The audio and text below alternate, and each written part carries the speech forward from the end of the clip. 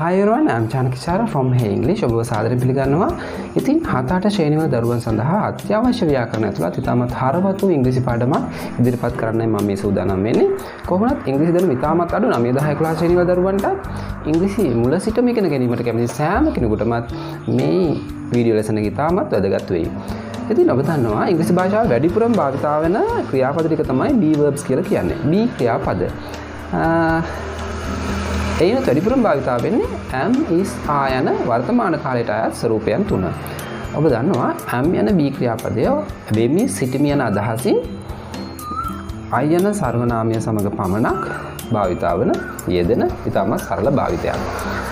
කොහොමද මේ video lesson එකේ මම ඔයාලට කියා දෙන්නේ is සහ are යන be ක්‍රියාපද දෙකේ විවිධ අර්ථයන් සහ විවිධ භාවිතයන්. මේ be ක්‍රියාපද දෙක is සහ are යන පද දෙක ගත්තොත් අර්ථයෙන් සමානයි. එකම තේරුම තියෙන්නේ. ඉතින් අර්ථයෙන් සමාන නම් ඔයා කල්පනා කරනවා ඇති කොයි is සහ are කියලා ස්වරූපයන් දෙකක් තියෙන්නේ. සරලවම කිව්වොත් වාක්‍ය කතෘ බහුවචන ඒකවචන වන විට is යන be ක්‍රියාපදයට වාක්‍ය කතෘ බහුවචන වන විට are යන be ක්‍රියාපදයට අපි භාවිත කරනවා. මේ is සහ are යන පදවල සිංහල අර්ථය අපි සලකා බැලුවොත් තේරුම් තුනක් තියෙනවා සිංහලෙන්. වේ සිටි තිබේ. වේනවා සිටිනවා තිබෙනවා.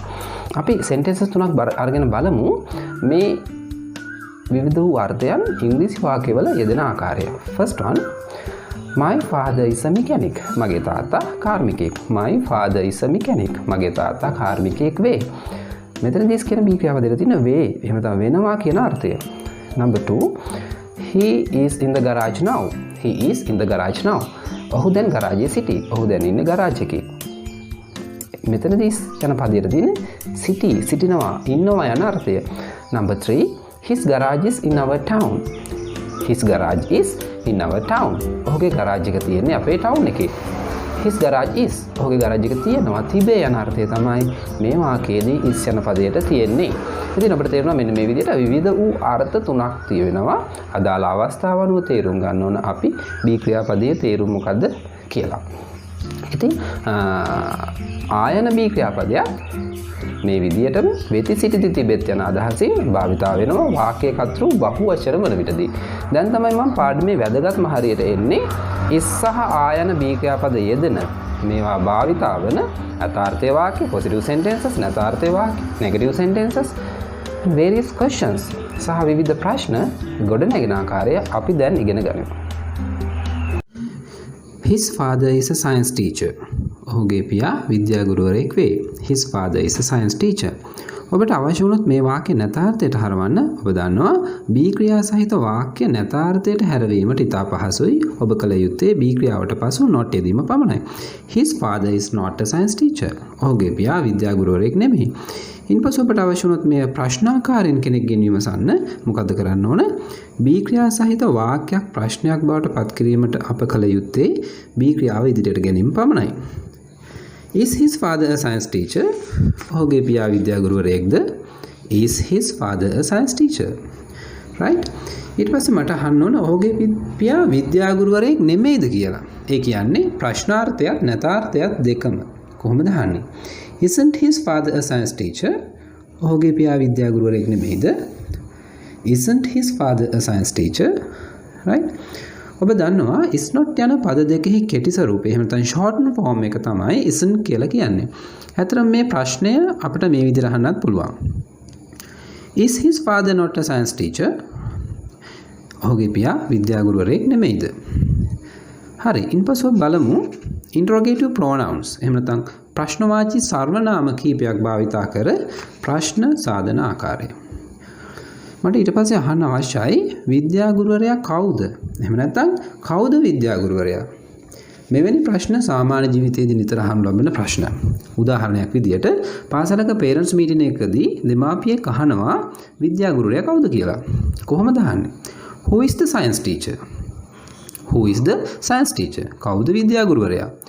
මට ඊට පස්සේ අහන්න ඕන විද්‍යා ගුරුවරයෙකු වන්නේ කාගේ පියාද? කාගේ එහෙම නැත්නම් කවුරුන්ගේ යන අදහස අපි ගන්නේ whose යන පදයෙන්. බොහෝ විටම whose යන පදය තනිවම භාවිත වෙන්නේ නැහැ.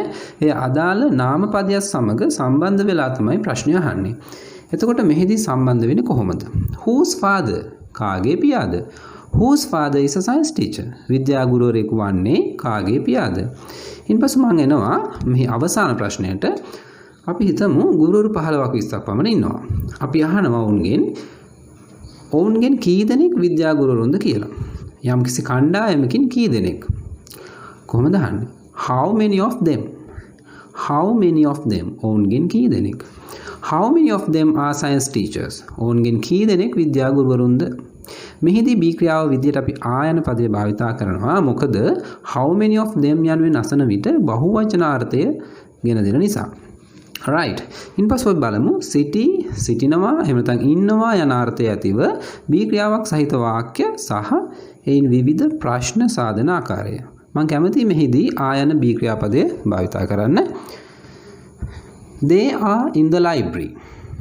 They are in the library. ඔවුන් පුස්තකාලයේ සිටිති. They are not in the library.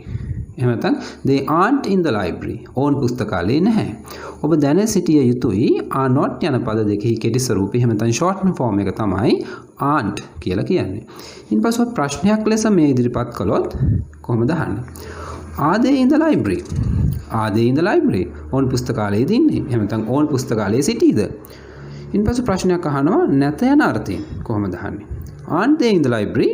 එහෙම නැත්නම් are they not in the library? ඔවුන් පුස්තකාලේ නැද්ද? ඊට පස්සේ මම අහන්න අවශ්‍යයි ඇයි ඔවුන් පුස්තකාලේ ඉන්නේ? ඇයි? Why are they in the library? Why are they in the library? ඇයි ඔවුන් පුස්තකාලේ ඉන්නේ? ඊට පස්සේ අහනවා ඇයි ඔවුන් පුස්තකාලේ නැත්තේ? හයවෙනි ප්‍රශ්නය. ඇයි ඔවුන් පුස්තකාලේ නැත්තේ? Why aren't they in the library? Why are not they in the library? ඊපස්ව හත්වෙනි ප්‍රශ්නය ඔවුන් කොහෙද ඉන්නේ? එහෙම නැත්නම් එයාලා කෝ? Where are they? Where are they? ඔවුන් කොහෙද? අන්තිම ප්‍රශ්නයෙන් මට අහන්න අවශ්‍යයි ඔවුන්ගෙන් කී දෙනෙක් පුස්තකාලේ ඉන්නවද? ඔවුන්ගෙන් කී දෙනෙක්? How many of them? How many of them are in the library? How many of them are in the library? ඔවුන්ගෙන් කී දෙනෙක් පුස්තකාලයේ සිටීද? ඉන්පසු බලමු තිබේ එහෙම නැත්නම් තිබෙනවා යන අදහසින් B ක්‍රියාවක් වාක්‍යයක යෙදෙන ආකාරය සහ විවිධ ප්‍රශ්න ගොඩනගෙන ආකාරය. First one, the vehicle is in the garage. වාහනය ගරාජයේ තිබේ. මෙහිදී is යන පදය තිබේ එහෙම නැත්නම් තිබෙනවා යන අර්ථයෙන් තමයි භාවිතා වෙන්නේ. The vehicle is not in the garage. වාහනේ ගරාජයේ නැහැ. Is the vehicle in the garage? වාහනේ ගරාජයේ තියනවාද? නැත්නම් තිබේද? Isn't the vehicle in the garage? වාහනේ ගරාජයේ නැද්ද? Number 5. Why is the vehicle in the garage? ඇයි වාහනේ ගරාජයේ තියෙන්නේ? Number 6. Why isn't the vehicle in the garage? Why isn't the vehicle in the garage? ඇයි වාහනේ ගරාජයේ නැත්තේ? ඊට පස්සේ මම අහනවා කෝ වාහනය? එහෙම නැත්නම් වාහනේ කොහෙද තියෙන්නේ? Where is the vehicle? Where is the vehicle? වාහනේ තිබෙන්නේ කොහෙද? ඉන්පසු මට අහන්න ඕන මොන වාහනේද ගරාජයේ තියෙන්නේ? ඔබ දන්නවා මොන කුමන යන අදහස ගන්නේ which යන පදයෙන් which vehicle මොන වාහනේද? Which vehicle is in the garage? මොන වාහනේද ගරාජයේ තියෙන්නේ? ඊට පස්සේ 9 වෙනි ප්‍රශ්නය කාගේ වාහනයද? Whose vehicle? කාගේ වාහනේද ගරාජයේ තියෙන්නේ? Whose vehicle is in the garage? අන්තිම ප්‍රශ්නය වාහන කීයක් ගරාජයේ තිබේද? වාහන කීයක්? How many vehicles? මේ there is there are යන වාක්‍ය රටාවේ ප්‍රශ්නයක් නිසා there යන පදයක් භාවිතා කරනවා. How many vehicles are there in the garage? How many vehicles are there in the garage? වාහන කීයක් ගරාජයේ තිබේද? හරි. ඉතින් මම හිතනවා මේ සියලු පැහැදිලි කිරීම ඔබට ඉතාමත් පැහැදිලි කියලා උදාහරණ විශාල ප්‍රමාණයක් මම යොදාගත්තා ඔබට මනා අවබෝධයක් ලබා දීම සඳහා B ක්‍රියා සම්බන්ධයෙන්. ඉතින් තවත් මෙවැනි වැදගත් පාඩමකින් අපි ඉක්මනින් හමු වෙමු. වීඩියෝ ලෙසන් එක අවසානයේ දී ඇති අභ්‍යාසය අනිවාර්යෙන් සම්පූර්ණ කරන්න. ප්‍රශ්න ගැටලු මතුවේ නම් ඒවා මට ඉදිරිපත් කරන්න. I'll see you in another video lesson. Bye.